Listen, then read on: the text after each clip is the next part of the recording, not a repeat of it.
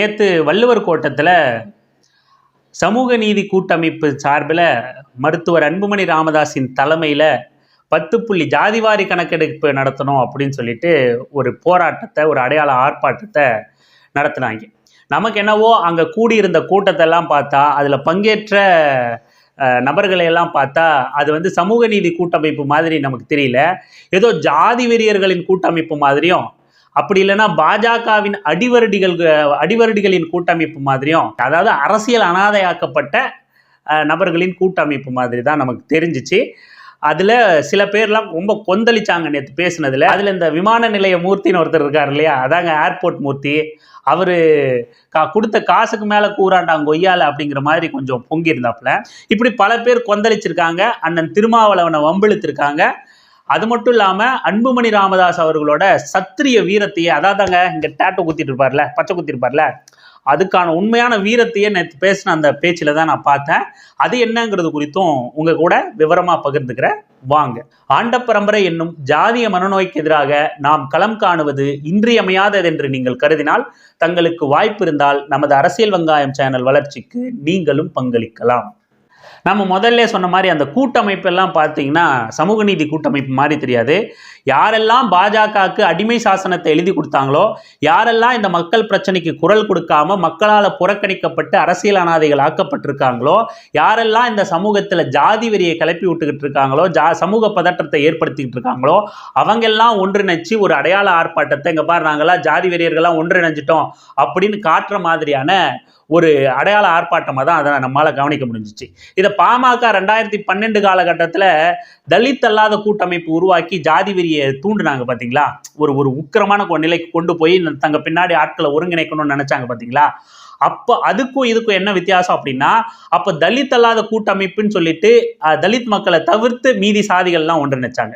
இப்போ என்ன திட்டம் போட்டாங்கன்னா, நாம் தமிழர் கட்சி எடுக்கிற ஸ்டாண்டை, அதாவது தமிழர்கள் தெலுங்கர்கள் அப்படிங்கிற ஸ்டாண்டை அந்த வாடை அங்கே வீசிச்சு. அங்கே தலித் மக்களையும் கூட்டு சேர்த்துக்கிட்டு அவங்களோட வாக்கு இதில் பெரும்பான்மை அவங்களும் இருக்காங்க இல்லையா, பெரும்பான்மை சமூகமா, அப்போ அவங்கள ஒதுக்கிட்டு நம்மளால ஒன்றும் கழட்ட முடியல அப்படிங்கிறத உணர்ந்துக்கிட்டாங்க. அதனால அவங்களையும் ஒன்றிணைக்கிற மாதிரி ஒரு பாவலா காட்டலாம் அப்படின்னு ஒரு கூட்டமைப்பு பண்றோம் அப்படின்னு பாஜகவுக்கு அடிமை சாசனம் எழுதி கொடுத்த நபர்களும் அரசியல் அனாதையாக்கப்பட்டவர் நபர்களுக்குமான ஜாதி வெறியர்களுக்குமான ஒரு கூட்டமைப்பை ஏற்படுத்தி அந்த ஆர்ப்பாட்டத்தை ஜாதிவாரி கணக்கெடுப்பே எடுத்துரு, தூங்கி கொண்டிருக்கிற ஸ்டாலின் அரசே எழுந்துடு அப்படின்னு சொல்லி எல்லாம் முழக்கங்களை எழுப்பிட்டாங்க. இதுல மிக முக்கியமா ஏர்போர்ட் மூர்த்தி பேசினது தான் அங்க. ஏர்போர்ட் மூர்த்திங்கிற நபர் மிக கேவலமான கீழ்த்தரமான நபரா பல இடங்கள்ல பேசிட்டு சுத்துறாரு. அவரை ஒரு பொருட்டா நினைச்சு நம்ம பெருசா பேசினது இல்லை. இங்க பேசியிருக்காரு. அண்ணன் திருமாவளவனையும் வம்பிழுத்து பேசியிருக்காப்புல. ஏர்போர்ட் மூர்த்தி பேசினதே நம்ம தனியா ஒரு பதிவாக தான் பார்க்கணும். இருந்தாலும் அங்க ஒரு சின்ன விஷயத்தை மட்டும் ஏர்போர்ட் மூர்த்தி பேசினதை சொல்லிட்டு நம்ம அடுத்துக்கு நகரலாம். இந்த கூட்டத்தில் பறையர் பேரவை சார்ந்த ஒரு பறையரை கூப்பிட்டு அவருடைய கருத்தையும் இங்கே பதிவு செய்வதற்கு ஒரு ஆதரவு வழங்கிய மீண்டும் மருத்துவர் ஐயாவுக்கு நன்றி கூறி, தன்னை தாழ்ந்தவனாவும் அன்புமணி ராமதாஸை உயர்ந்தவனாவும் தனக்கு இடமளிச்சிட்டார் ஐயா அப்படிங்கிற டோன்ல இந்த தற்குறி பேச ஆரம்பிச்சு நிறைய தற்குறித்தனமான விஷயங்களை, அதாவது ஜாதி வெறியோட வன்மத்தோட இந்த தற்குறி பேசியிருக்கு. இந்த தற்குறி பேசினதை நம்ம தனியா பார்ப்போம். அடுத்து ஜிக்கு வருவோம்.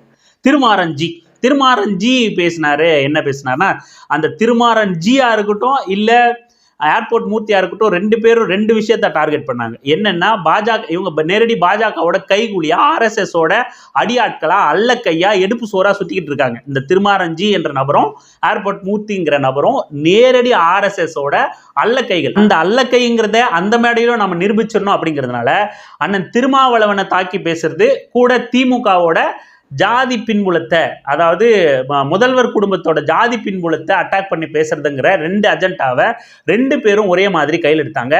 இந்த தற்குறி திருமாறன் அப்படிங்கிற அந்த நபர், ஜி அப்படிங்கிற அந்த நபர் பேசின கிளிப்பையும் நம்ம ஷேர் பண்றோம், பாருங்க.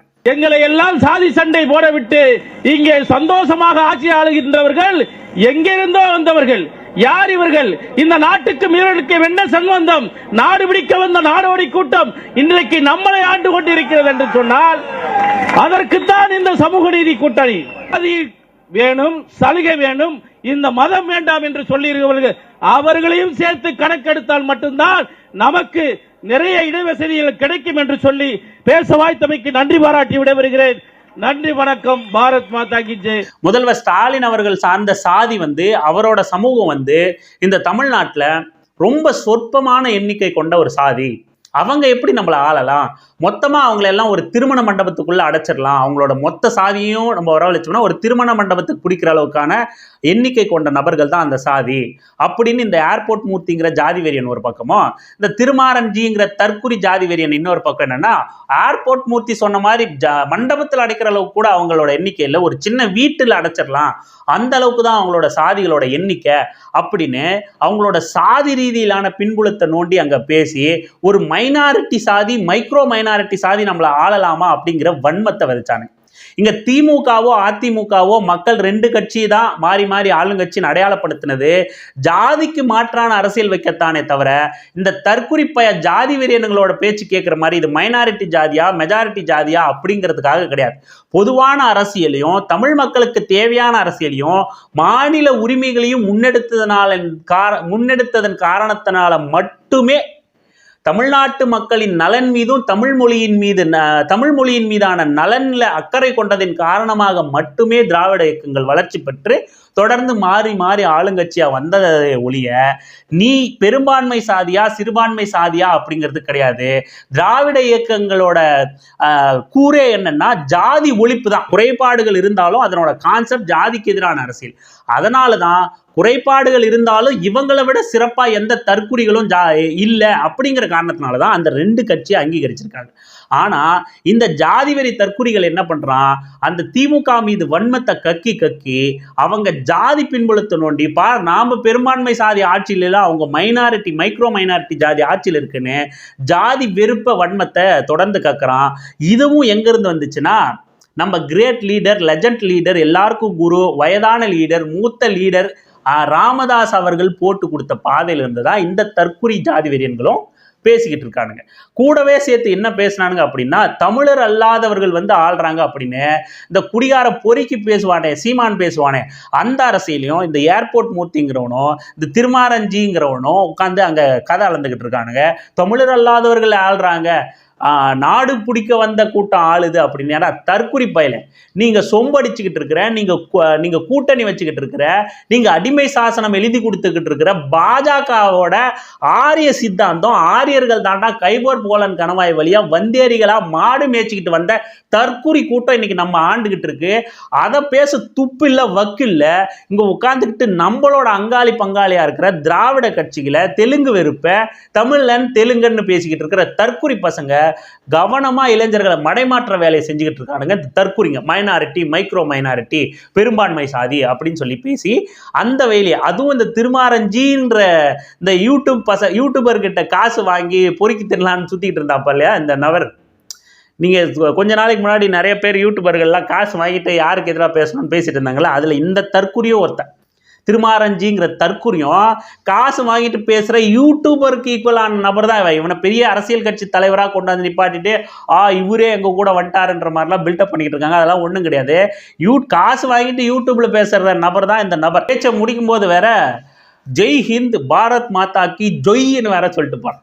அதை முழுக்க ஒரு இந்துத்துவ பாஜக மேடையாவே பயன்படுத்தினா இந்த திருமாரஞ்சி அப்படிங்கிற அந்த ஜாதி வெறியன் ஒரு இந்துத்துவ மேடையாவே அந்த சாதிவாரி கணக்கெடுப்பு மேடையை, அன்புமணி ராமதாஸ் போட்டு கொடுத்த மேடையை பாஜகவின் மேடையா பயன்படுத்தினா இந்த ஜாதி வெறியன். பாரத் மாதாக்கு ஜொய்ன்னு வேற சொல்றான். அதுல என்னன்னா ஜெய் ஸ்ரீராமன்ற வார்த்தையை தான் விட்டுட்டு போயிட்டான். மற்றபடி எல்லாத்தையும் பண்ணி முடிச்சிட்டான். இப்போ மொத்தமாக இவனுங்க பேசினதை நீங்கள் கவனிச்சிங்கனாலே மொத்தமாக பாஜகவோட அடிவரடிகள் சில்லறையை வாங்கிட்டு மேடை ஏறின மாதிரி தான் தெரியும்.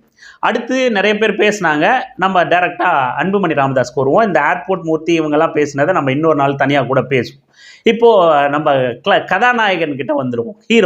ஹீரோ ஆஃப் த ஆர்ப்பாட்டம் அன்புமணி ராமதாஸ். கிட்டத்தட்ட 50 சமுதாய தலைவர்களை வைத்து 1 மணி நேரம் கலைஞரை சந்தித்து அவருடைய கிளாஸ் எடுத்தார். 1 மணி நேரம் கிளாஸ் எடுத்தார்.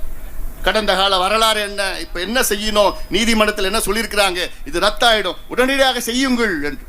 நிச்சயமா நான் செய்யறேன்னு சொன்ன கலைஞர் செய்யல. பிறகு ஆட்சி மாற்றம் வந்து ஜெயலலிதா அவருடைய ஆட்சி.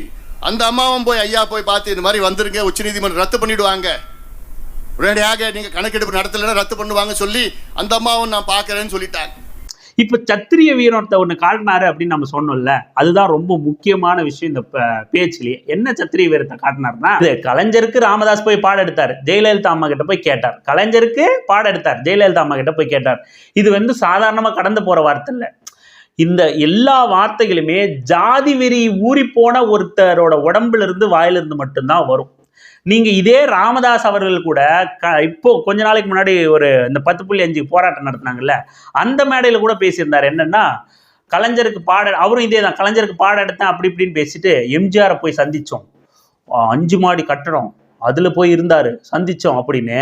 எம்ஜிஆரை சந்திச்சது அவர் 5 மாடி கட்டடத்துல இருந்தாரு அப்படிங்கிறத அப்படியே புலங்காகித அடர்ந்து பேசிட்டு இருந்தார். இவங்க தொடர்ச்சியாவே கலைஞரை அவரோட சாதி பின்புலத்தை வச்சு சாதிய பார்வையோட அவரை ஜஸ்ட் லைக் தட் ஹேண்டில் பண்றது, அதோட கலைஞர் திமுகவோட நாகரிக அரசியலை தங்களுக்கு சாதகமா பயன்படுத்திக்கிட்டு அவங்களை எப்பவுமே குறைச்சலா மதிப்பிடுறது, போற போக்குல ஒருமையில பேசுறது, பாடம் எடுத்தாங்கன்னு பேசுறது, உன்னை நான் கோட்டையில சந்திக்கணுமா, வேற யாரை இவர் சந்திப்பாருன்னு நமக்கு தெரியல, உன்னை நான் கோட்டையில சந்திக்கணுமா அப்படின்னு பேசுறது, இந்த மாதிரிலாம் தொடர்ந்து கலைஞரை பண்றது. அதே ஜெயலலிதா அவர்களுக்கு மட்டும் ஐயோ பார்த்தோம், முதலமைச்சரை பார்த்தோம், அவங்க சொன்னாங்க பண்றாங்க, அப்புறம் பண்ணல. இப்போ ஒருவேளை இல்லப்பா அவர் வாய் தவறி சொல்லியிருப்பாரு, அது அவங்களே பாடம் எடுத்தாங்கன்னு சொல்றதுல போய் அவருக்கு என்ன இருக்க போகுது அப்படின்னு உங்களுக்கு யோசிச்சிங்கன்னு வச்சுங்களேன், அதுதான் தவறான விஷயம். அப்படியெல்லாம் அன்புமணி வாயிலிருந்து வரவே அப்படியெல்லாம் சொல்ல மாட்டார். ஏன் சொல்ல மாட்டார் அப்படின்னா, அப்படி ஒருவேளை அவர் சொன்னா கூட அந்த மக்கள் ஏத்துக்க மாட்டாங்க. ஏயா நீங்க போய் அவங்களுக்கு கிளாஸ் எடுத்தீங்க, தூக்கி உள்ள வச்சு நீங்க பேசுனதுக்கு, வாய் பேசுனதுக்கு, போராட்டம் கலவரம் பண்ணதுக்கு தூக்கி உள்ள வச்சு நொங்கி மன்னிப்பு கடிதம் எழுதி கொடுத்த பிறகுதான் உங்களை வெளியே விட்டாங்க. அந்த மன்னிப்பு கடிதத்தையும் சட்டமன்றத்தில் படிச்சு காட்டி அசிங்கப்படுத்தி வெளியே விட்டாங்க. நீங்க போய் ஜெயலலிதாவுக்கு பாடம் எடுத்தீங்களா?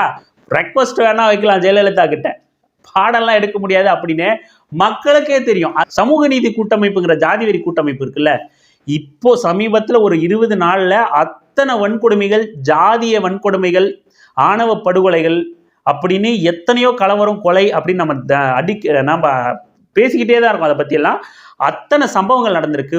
ஒரு விஷயத்துக்கு ஒரு கண்டனங்களை, ஒரு ஆர்ப்பாட்டத்தை, ஒரு போராட்டத்தை நீங்கள் எதிர்கட்சி தானே, திமுக உங்களுக்கு விரோதி தானே, போராட்டம் பண்ண வேண்டியது தானே, அரசியலாக கையில் எடுக்க வேண்டியது தானே. உங்களுக்கு என்ன குத்துது குடையுது? பாதிக்கப்பட்ட மக்கள் பக்கமும் நிற்க மாட்டீங்க, அவங்களுக்காகவும் குரல் கொடுக்க மாட்டீங்க, ஆளுங்கட்சியும் எதிர்க்கிறீங்க. அப்போ உங்களோட அரசியல் என்ன? இந்த மக்களுக்கும் நிற்க மாட்டீங்க, ஆளுங்கட்சியும் எதிர்க்கிறீங்க. அப்போ உங்களோட அரசியல் என்ன அப்படின்னா, அதுதான் ஜாதி வெறி அரசியல்.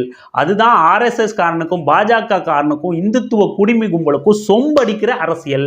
இதை தவிர வேற ஒன்றும் கிடையாது. மக்களுக்கான கோரிக்கையோ இடஒதுக்கீடோ அது முக்கியமான கோரிக்கை தான். ஆனால் இவங்களோட போராட்ட வழிமுறையோ இல்லை இவங்க மேடையில் பேசுனதோ அதை நோக்கியே இல்லை. முழுக்க ஜாதி வெறி மேடையாத்தான் அது இருந்துச்சு. தொடர்ந்து பேசலாம், தொடர்ந்து இணைந்திருங்கள் அரசியல் வெங்காயம் சேனலுடன். நன்றி, வணக்கம்.